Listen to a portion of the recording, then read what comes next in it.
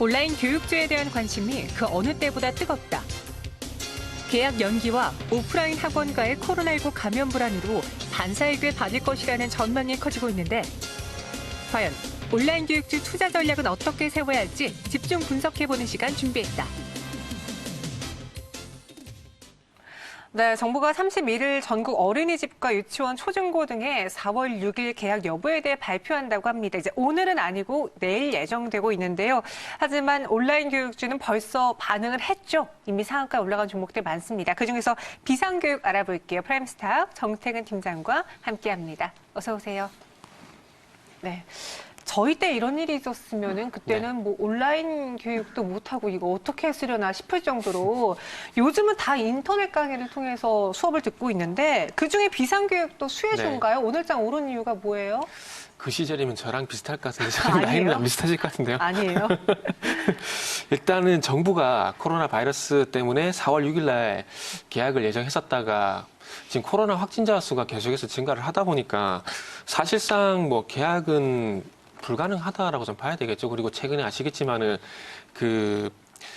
오프라인 강사로 인해 가지고 지금 자가격리가 한 30명인가 300명인가요? 또 초중고생이 들어갔다는 얘기가 나왔는데 그만큼 불안감이 상당히 높습니다. 그래서 여기서 만약에 계약을 강행을 하게 된다라면은 상당한 저항에 부딪힐 수밖에 없기 때문에 현재 연기를 검토하고 있다라 봐야 될 것 같고요. 그러면서 일단은 뭐 대학 같은 경우에는 수업을 현재 유튜브라든지 온라인으로 이제 듣고 있는 걸로 알고 있는데 지금 초중고 같은 경우에도 온라인 계약을 이제 검토를 하고 있다는 얘기가 나오게 되면서 비상교육뿐만 아니라 뭐 그 외 메가임드라든지 그리고 아이스크림 애들이라든지 여러 가지 교육 관련주들이 그러니까 뭐 온라인 오프라인 갈 것 없이 교육 관련된 종목들은 거의 대부분 현재 뭐 급등을 하고 있다? 뭐 이렇게 좀 보시면 될 것 같습니다. 네, 비상교육도 오늘 뭐 시가도 좋았지만 그보다 더 급등세를 보여주면서 거래 제한폭까지 가 있는데 이 비상교육의 주력 상품이 지금 이 시기에 정말 수혜를 받는 쪽인지가 궁금하거든요. 네네. 지금 어떤 것을 주력 상품으로 갖고 있나요? 이 회사는 원초적으로 말씀드리면 교과서 만드는 회사예요. 교과서요? 초등학교, 중학교 교학사라든지 지학사라든지 이런 회사들처럼 교과서를 만드는 회사라 좀 보시면 될 것 같고 그래서 이런 교과서라든지 그리고 학습 교재를 만들게 되면서 출판 사업이 주력 사업이라 좀 보시면 될 것 같습니다. 그래서 출판 사업, 그러니까 교과서라든지 학습 교재를 만든 출판 사업이 전체 매출의 77%를 차지를 하고 있고요. 그리고 지금 계속해서 얘기가 나오고 있는 공교육 부분이라든지 사교육 부분의 온라인 쪽 같은 경우에는 현재 20%가량이라고 좀 보시면 될 것 같습니다. 근데 방금 말씀드렸듯이 전반적인 매출이 온라인 쪽보다는 교과서 사업에서 많이 발생이 되고 있는데 부각이 된 이유는 이 회사가 2017년 7월 달에 초등학교 온라인 학습업체인 와이즈 캠프를 인수를 했습니다. 그러다 보니까 온라인 쪽에 어떤 사업을 하고 있다는 부분들 때문에 현재 부각이 되고 있고요. 그리고 2018년 12월 같은 경우는 유아 교육업체인 비상키즈를 흡수 합병을 했습니다. 그래서 20% 정도 되는 일단 20% 정도 되는 이 온라인 사업 이 부분 때문에 테마에 편승하고 있다. 뭐 이렇게 해석을 하시면 될 것 같습니다.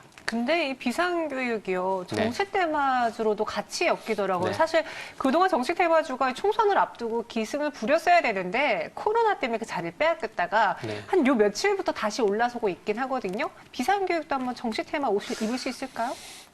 그런 것 같아요. 지금 선거가 다가오는데 진짜 예전만큼 분위기가 상당히 안 나거든요. 코로나 때문에. 사실 지금은 팔아야 되는 시기인데 정치 테마주를요. 근데 이게 움직여요.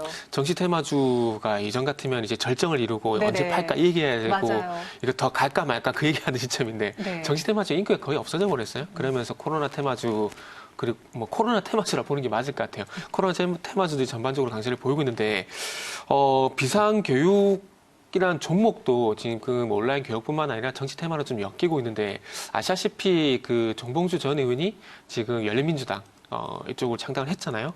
그런데 지금 그것 때문에 부각이 되고 있는데 연결고리를 좀 보게 되면은 정청래 근데 실질적으로는 정봉주 의원과 직접적인 연관성은 없어요. 없고 정청래 전 의원이 정봉주 의원의 멘토라고 합니다. 근데 정청래 의원이 과거 비상교육의 사회이사를 활동을 했었거든요. 근데 그게 2010년부터 2012년 요 사이 활동을 하게 되면서 그 이력이 공개가 되게 되면서 부각이 되고 있는데 실질적으로 회사에서는 부인을 하고 있습니다. 대표이사와 정청래 의원 전혀 연관성이 없다, 친분이 없다. 그래서 가까운 사이가 아니라 이렇게 부인을 하고 있는 상황인데 아시겠지만 테마라는 것이 항상 그런 연관성과 상관없이 부각이 되는 거기 때문에 항상 뭐 조금 조금만 연결고리가 있으면 테마로 엮어버리잖아요. 그래서 그런 현상이라고 보시면 될 것 같고, 그리고 지금 뭐 열린민주당이라는 정당을 창당한 것뿐만 아니라 과거 2018년도 같은 서울 시장에서 무소속 출마를 했었잖아요. 그때 당시에도 비상교육이 잠시 반짝 부각이 됐었던 경험도 있습니다. 네. 그래서 비상교육도 정치 테마주를 엮이고 있긴 한데 사실 뭐 지금 워낙 코로나 수혜주로 많이 주목을 받고 있어서 정치 테마주 그 여부는 굳이 판단할 필요는 없어 보이고 저는 제일 궁금한 게 이거예요. 주력 상품이 교과서를 만드는 건데 왜 이게 인터넷 강의 수혜로 꼽히며 심지어 또 교육부 자체에서 영상을 제작하면 다른 온라인 교육주들이 영 득을 못 볼 것 같은데요. 제가 엉뚱한 얘기를 하자면은 예전에 그 수능 만점자들 같은 경우 TV 인터뷰를 했었거든요. 근데 그때 당시에 공통적으로 하는 얘기가 교과서에 충실했다는 얘기를 했었거든요. 그렇죠. 그 말을 믿을까요? 안 믿어요. 믿을 수 있을까요? 네. 제가 엉뚱한 얘기를 왜 했냐면 공교육 시장이 있다고 하더라도 사교육 시장이 없어질까요? 안 없어집니다. 네. 그러다 보니까 충분히 저는 대답이 됐다라고 생각이 들고 온라인 관련 종목들 같은 게 타격이 전혀 없을 겁니다. 그리고 뭐 일타 강사 뭐 이런 얘기들 많잖아요. 대치동 같은 경우 특히나 밤 10시쯤 되면은 그 시간대 차가 너무 많이 밀립니다. 가보시면 아시겠지만 그게 싹 다 엄마들의 그 높은 교육열이란 출퇴근, 이제 애들 데리러 가는 그런 차량들인데 EBS 이슈가 있다고 하더라도 저는 온라인 교육제에 영향은 전혀 없다라고 생각을 합니다. 그리고 과거에 대통령께서 정시 확대 발언도 있었잖아요. 그러다 보니까 또 대치동 쪽에 또 사교육 바람이 또 열풍을 좀 불고 있는 그런 현상이 나타나고 있는데 어쨌든 우리나라 내에서 이 사교육에 대한 어떤 엄마들의 열정 이런 부분들이 사라지지 않게 된다라면은 저는 온라인을 포함한 사교육 시장이 절대 타격은 없다. 뭐 저는 그렇게 생각을 하고 있습니다. 네.